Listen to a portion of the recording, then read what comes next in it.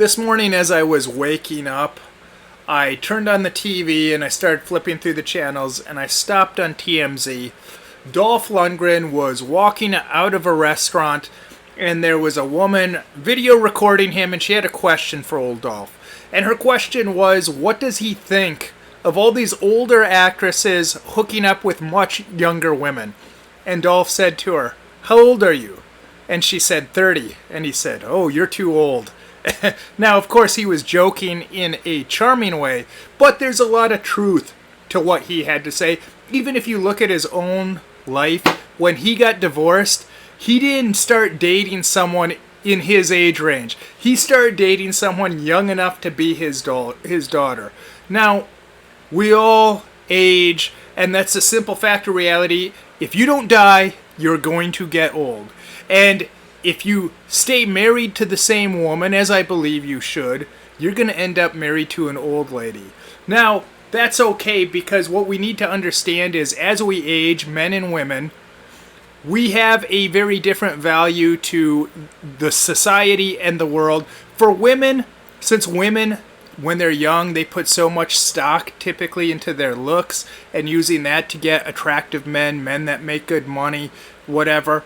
But after a certain age point, they're not as valuable in terms of that. So how could a woman be valuable after her looks fade? Well, the answer to that is by being a great mother. She's huge not only to her husband, but to society as a whole. That's such an important job for the world. Good mothers. And for men, it's the same thing. Being a good father, or now it's about the knowledge that you have that somehow you can impact the world with. And I know for myself, getting older, I was a high-level athlete, but those days, those are behind me. I have to accept that. I'm never going to be an athlete again. And then after my athletic career, I had a good career as a model and making money off my looks. And I still do some modeling, but I'm going out for different types of stuff. The stuff that I was doing 10 years or more ago, I'm not being called out for those kinds of jobs anymore. And then I had a good career as a vlogger. And a lot of the times people ask me why I stopped vlogging on my main channel. A lot of it has to do as you age, your mind changes and you feel differently about different things and you're interested in different things. And to be a vlogger, to go out in public and hold the video camera out selfie style, after you get to a certain age, it feels so silly, and quite frankly, it just seems so unmanly. I can't imagine Ward Cleaver going out and doing selfies. The whole thing's ridiculous. I even had this man on the street video series on my other channel, and some of them were pretty popular, but I remember I got to the point where I said to my wife when we were going to go out and shoot one time, that I can't do this anymore. It just seems so silly at my age. And also to bring that kind of high energy style that people expect out of YouTubers these days, where you have to be, hey, how are you? Very full of energy and very peppy and very kind of artificially energetic and happy. The whole thing seems so silly. And like I said, just downright unmanly. And like I said, your feelings and your interests do change. I remember there was an interview a long time ago with Scott Weiland, who's dead now, and he said he just doesn't feel like doing rock and roll music anymore. And that's a pretty big problem if you're a rock star, and that's the whole reason people like you. So he released a solo album that was not really rock and roll music, and it was a commercial flop. So there you go. But now this is how this came about. I was scrolling through social media earlier, and this is a good reason why you should limit your time spent on social media, because there's so much garbage you're going to end up seeing, so much garbage that goes into your mind. So I'm scrolling through social media, and someone posts a photo of The Rock shirtless, and they said, "This guy's 48 years old. What's your excuse?" Well, first of all, you don't really want to compare yourself to others, because even though you're going to compare yourself to people that are worse off than you, what's going to end up happening eventually, you're going to start comparing yourself to people that are doing a lot better than you, and it's going to make you feel very bad. Now, for the average middle-aged man to compare himself to The Rock, who is so pumped full of steroids, this guy probably spends more on steroids in a year than a lot of people make working in a year. So factor that in, not to mention he's also had cosmetic surgery where he's had his pecs reshaped. An average guy's not going to be able to compete with that. And then I scroll a little further and I come across a story about an older guy that is much more inspiring than anything The Rock has done, in my opinion, who's maybe a very good movie star and a very charming fellow, and he fights people for fake on the movie screen, and he can beat people up for fake. But then I came across this story with a guy that graduated in the year 2003, so he'd be about 40 years old, but he entered an open wrestling tournament down in Oklahoma. And what that means, an open tournament, some universities, they put on what's called an open tournament, and that means you can enter without being affiliated with a university. You could have graduated in the past or whatever. They basically let anyone enter. So this guy entered this wrestling tournament and he ended up taking 4th place as a guy that's probably about 40 years old, which is very impressive considering that even if you're in a university and you're good enough to be a wrestler on scholarship, taking 4th place at this tournament's probably still pretty hard to do. Not only that, but this guy had a son that wrestled in the same tournament. So I was pretty impressed by that. But I kept scrolling a little further and I came across this story that the wife of a relative shared, and this is about Keanu Reeves and coming out with his new girlfriend. Now, before I get into this, I know a lot of people like this guy and a lot of people have enjoyed this guy's movies. I've enjoyed some of his movies throughout my life. When I was a little kid, those Bill and Ted movies I liked a lot. So they still hold up over time. The movie Point Break is still very much a classic film. I don't like most of his other movies. I saw one on TV recently called Generation and the movie was completely horrible.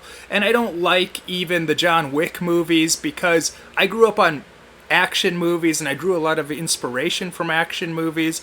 But back then they were a lot different. For example, Rambo 2.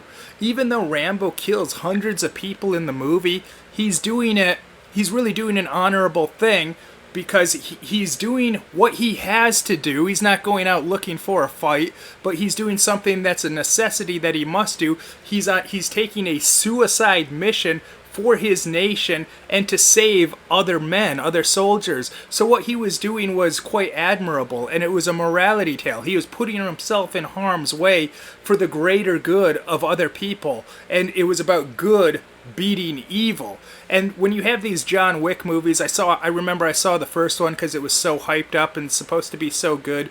And the movie's about an assassin, a hitman, and one of his wife or his dog get murdered, and then he goes out on revenge. But a hitman, that's not a very noble character, or admirable character. And going away, it just gives you bad vibes and it leaves you with a bad feeling. And I know for this channel, I want people walking away after seeing one of my videos better than before they started. And watching these dark themed movies like that, it's really low vibrational stuff, and I just don't enjoy it. And even just from the viewpoint of watching him fight, whether it's in The Matrix or I saw this movie Man of Tai Chi that he starred in, if you're really around fighting and you know about fighting, he's not very convincing. When they throw those like kung fu type punches, well, that's an arm punch. That in fighting, that would be considered improper technique.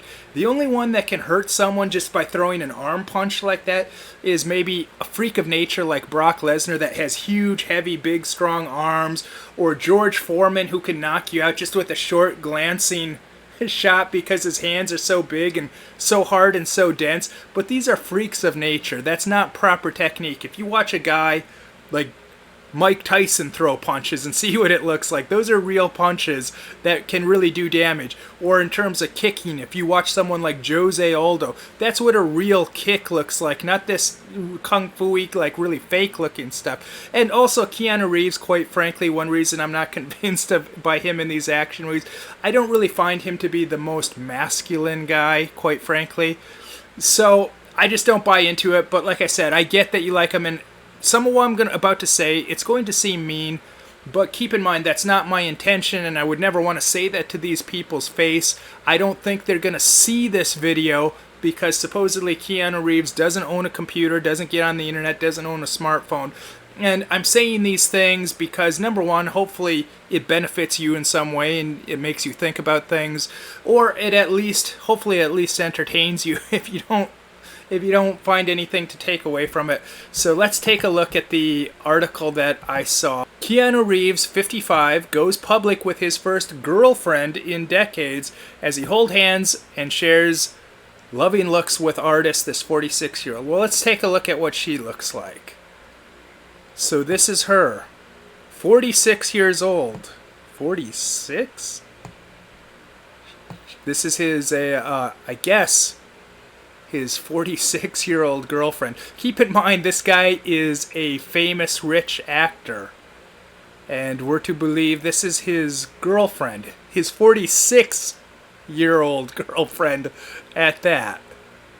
And as you can imagine, if you scroll down and end up reading the comments on this article, one of the most common comments that are on this article is 46. I think they accidentally messed up the number and she's really 64. That's what I thought. She looks more like 64, this lady.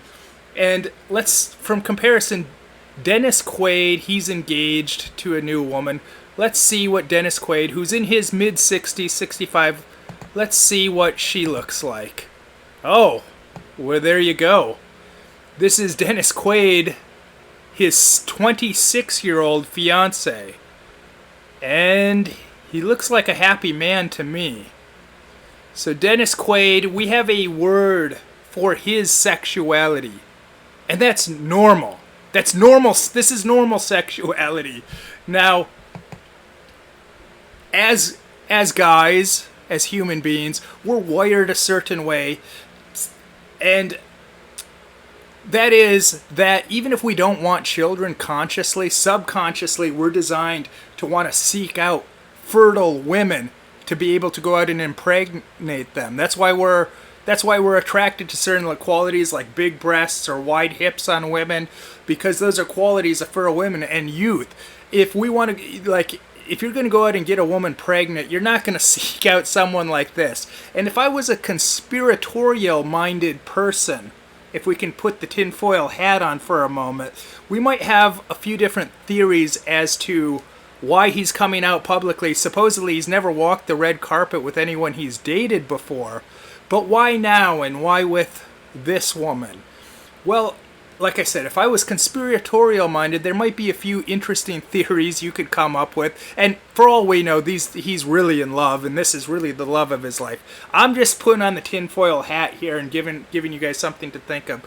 Well, this could be an Illuminati humiliation ritual, which I know sounds mean, but I think probably the number one theory I would come up with if I was a conspiratorial-minded person is that there's been all this propaganda lately to try and advertise older ladies as sexy, like Jennifer Lopez, who's in her 50s.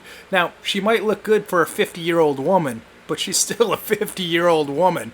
And it can fit into the depopulation theory, because if we're told that these women are sexy and we're going out and trying to hook up with women like this, what do you think's going to happen to the population? Of course, we can't get women like this pregnant. So those are just some theories, and like I said, if I was conspiratorial minded, but the thing to remember in all of this is that we do have different values as we age, and especially my generation of people, they'll say, because people will say, but this guy's out doing stuff, he's entertaining millions of people and all this. As I pointed out, a lot of his movies, quite frankly, they're not that good. So I know a lot of you guys are thinking, I'm doing stuff that's really good, that's important to the world. We've talked about Steven Crowder on this channel a lot, childless Steven Crowder, and one of the theories as to why he doesn't have children, because his YouTube videos that he makes are just too important to the world. He feels he can't get slowed down by children. And the fact is, children, they will get in the way of things, they will inconvenience you, but as I'm finding out as a father, you don't really mind. And they put a whole new perspective on life. My generation, as I was saying, we grew up very selfish, always chasing after pleasure. And this is something for you to think about. As we age, like if you're like me, if you were an athlete or whatever you were, entertainer, you're going to have your best, you're going to peak and you're going to have your best years and they're going to be behind you. But there's other things we can contribute to society, either through our minds, our ideas, something else that we create, or even just being a parent. So hopefully you guys enjoyed this video. Until next time, my friends, go outside, live in the real world, and have some fun.